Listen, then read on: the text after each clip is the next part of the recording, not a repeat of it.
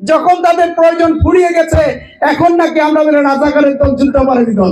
দুইবার তারা রাষ্ট্র ক্ষমতায় গিয়েছিল, বলেন তো ভাই কার সহযোগিতা নিয়ে গিয়েছিল? বিএনপির মহাসচিব তিনি, জাতীয় দলের অনেক বড় দায়িত্বশীল যিনি, আমার শ্রদ্ধাভাজন স্যার, মানে এখানে এমপি প্রার্থী যিনি, বিএনপির মহাসচিব তিনি, জাতীয় দলের অনেক বড় দায়িত্বশীল যিনি, আমার শ্রদ্ধাভাজন স্যার। আমি অত্যন্ত সম্মান করি, শ্রদ্ধা করি, অত্যন্ত ভালোবাসি আমার স্যারকে।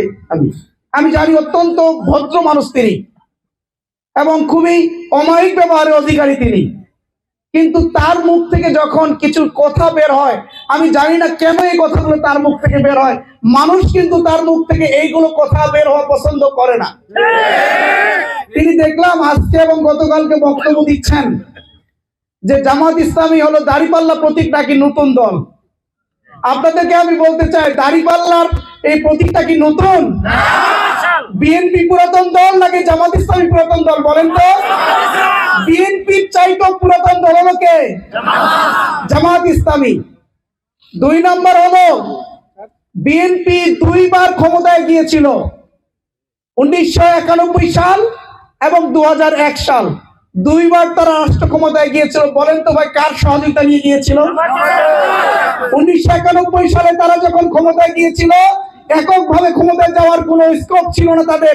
ওই আমাদের কাছে ধর্ণা দিয়েছিল, আমরা তাদেরকে সহযোগিতা করে আমরা তাদেরকে ক্ষমতায় বসিয়েছিলাম। আবার 2001 সালে 4 দলীয় জোট গঠন করে, জোট ভিত্তিক ইলেকশন করে আবার তারা ক্ষমতায় গিয়েছিল। সুতরাং যখন তারা ক্ষমতায় গিয়েছিল তখন কিন্তু আমাদের প্রয়োজন ছিল, যখন তাদের প্রয়োজন ফুরিয়ে গেছে এখন নাকি আমরা বলে রাজাকারের দল, যুদ্ধাপরাধী দল।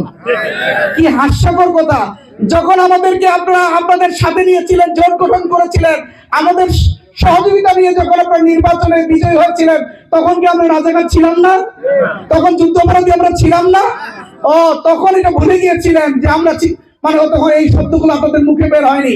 এখন যেহেতু আমরা আগামী দিনে রাষ্ট্র ক্ষমতার স্বপ্ন দেখছি, দেশের জনগণ যখন আমাদেরকে রাষ্ট্র ক্ষমতায় যাওয়ার জন্য তারা যখন অধীর আগ্রহে চেয়ে আছে, তখন আপনারা আমাদেরকে এখন রাজাকার বলে, যুদ্ধ অপরাধী বলে আপনারা হিংসায় ভুগতেছেন।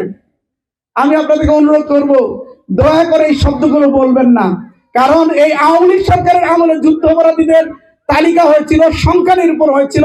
এখানে যুদ্ধ অপরাধীদের তালিকায় 1 নম্বর ছিল আওয়ামী লীগ, 2 নম্বর ছিল বিএনপি, 3 নম্বর ছিল জাতীয় পার্টি, মাত্র 36 জন ছিল হলো জামাত ইসলামী। তার যুদ্ধ অপরাধী দল কারা এটা আমরা বুঝি না ভাই। আজকে নিজেদের আগে যুদ্ধপরাধী বলতে গেলে আগে নিজেদেরকে যুদ্ধপরাধী বলুন, রাজাকার বলুন, তারপরে নিজের সাথীদেরকে বলবেন। এই সকল বক্তব্য দিয়ে মানুষকে আর বিভ্রান্ত করা যাবে না।